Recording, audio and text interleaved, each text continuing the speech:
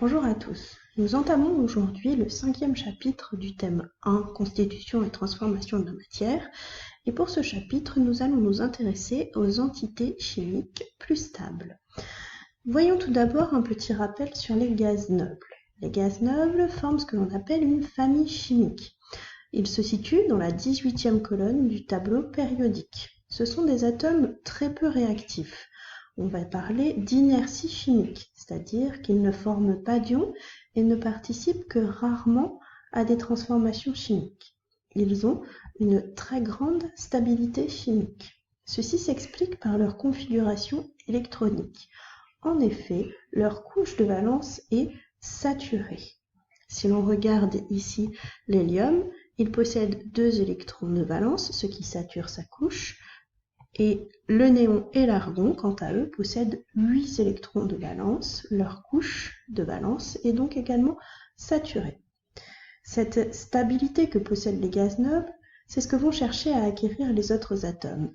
Et pour acquérir cette stabilité, ils vont essayer d'acquérir la même structure électronique que les gaz nobles.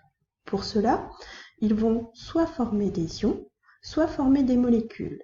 Et aujourd'hui, nous allons nous intéresser à la formation des ions. Alors, les ions monoatomiques, déjà, qu'est-ce que c'est? Un ion monoatomique, ça veut dire avec un seul atome, c'est un atome qui a gagné ou perdu des électrons. On distingue 2 types d'ions, les anions et les cations. Un anion, c'est un ion négatif, c'est-à-dire un atome qui a gagné des électrons, et un cation, c'est un ion positif, c'est-à-dire un atome qui a perdu des électrons. Et comment se forment ces ions? En fait, ce qui se passe, c'est qu'un atome, il va chercher à acquérir la configuration électronique du gaz noble le plus proche de lui. Il va donc se transformer en ion et gagner ainsi en stabilité. Pour obtenir cette configuration électronique, il va soit gagner, soit perdre des électrons. Et voyons un exemple pour expliquer ceci. Alors, commençons par l'atome de magnésium. Le symbole de cet atome est Mg. Son numéro atomique Z vaut 12. Cet atome contient donc 12 protons et aussi 12 électrons puisque c'est un atome. Sa configuration électronique est donc 1s2, 2s2, 2p6, 3s2. Pour gagner en stabilité, cet atome va perdre les 2 électrons de sa couche externe, la couche numéro 3. Ce qui va donc donner l'ion magnésium Mg2+, avec comme configuration électronique 1s2, 2s2, 2p6. L'ion magnésium a une couche de valence, la couche numéro 2, qui est pleine. L'ion magnésium a toujours un numéro atomique Z qui vaut 12.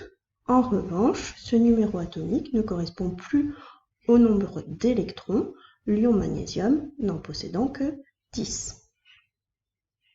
Prenons un autre exemple, l'atome d'oxygène O, pour lequel Z égale 16. Sa configuration électronique est la suivante.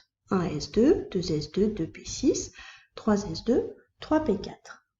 Il lui manque donc 2 électrons dans sa couche de valence, la couche numéro 3, pour qu'elle soit saturée. Il va donc gagner 2 électrons. Sa structure électronique devient donc 1s2, 2s2, 2p6, 3s2, 3p6. On obtient ainsi l'ion oxygène O2-. Son numéro atomique est toujours Z égale 16 puisqu'il contient toujours 16 protons. En revanche, il contient désormais 18 électrons.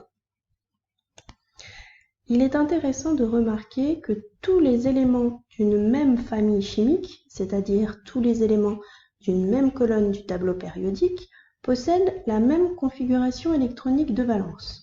Ils vont donc former le même type d'ion. En effet, si l'on s'intéresse aux éléments de la première colonne du tableau périodique, les alcalins, ils possèdent tous un électron de valence.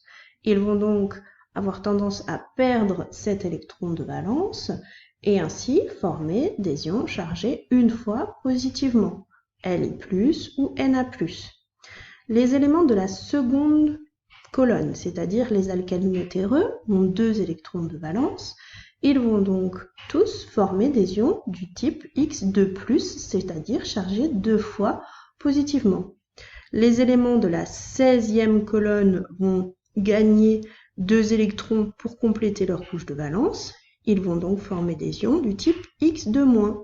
Et ceux de l'avant-dernière colonne, c'est-à-dire les halogènes, vont gagner 1 électron et ils vont donc former des ions du type X-. Pour terminer, voici quelques ions que vous devez connaître.